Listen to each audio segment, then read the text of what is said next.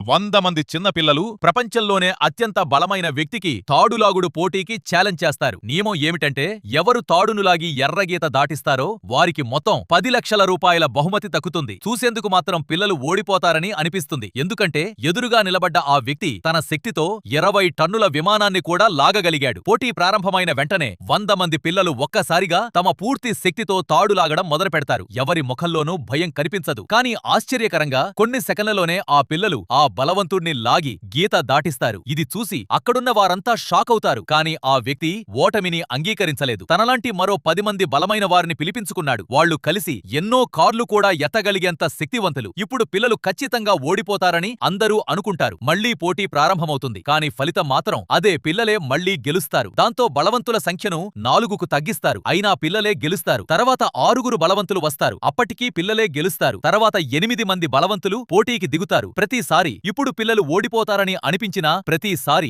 100 మంది పిల్లలే కలిసి విజయం సాధిస్తారు. చివరికి 10 మంది అత్యంత బలమైన వ్యక్తులు ఒకేసారి రంగంలోకి దిగుతారు. 2 జట్లు తమ పూర్తి శక్తిని ఉపయోగిస్తాయి. పోటీ చాలా సేపు కొనసాగుతుంది. అప్పుడే ఒక బలవంతుడి కాలు జారిపోతుంది. అదే అవకాశంగా చూసుకున్న పిల్లలు మరింత బలంగా తాడు లాగుతారు. చివరికి మరోసారి పిల్లలే గెలుస్తారు. ఇప్పుడు తదుపరి ఛాలెంజ్ ప్రారంభమవుతుంది. 100 మంది కాలేజ్ అబ్బాయిలు ప్రపంచంలోనే అత్యంత వేగంగా పరుగెత్తే మహిళా రేస్ చేయాలి. ఎవరు ముందుగా ఫినిష్ లైన్ దాటుతారో వారికి 1 లక్ష రూపాయలు బహుమతి దక్కుతుంది. ఆ అబ్బాయిలకు తాము సులభంగా గెలుస్తామని అనిపిస్తుంది. రేస్ ప్రారంభమైన వెంటనే వాళ్లు ముందుకు దూసుకెళ్తారు. కానీ రేస్ కొనసాగుతున్న కొద్దీ ఆమె తన అసలు వేగాన్ని చూపించడం మొదలుపెడుతుంది. ఒక్కొక్కరిని వెనక్కి నెట్టేస్తూ అందరినీ దాటేస్తుంది. చివరికి ఫినిష్ లైన్ ను మొదటగా దాటేది ఆమెనే. మరియు బహుమతిని కూడా ఆమెనే గెలుచుకుంటుంది.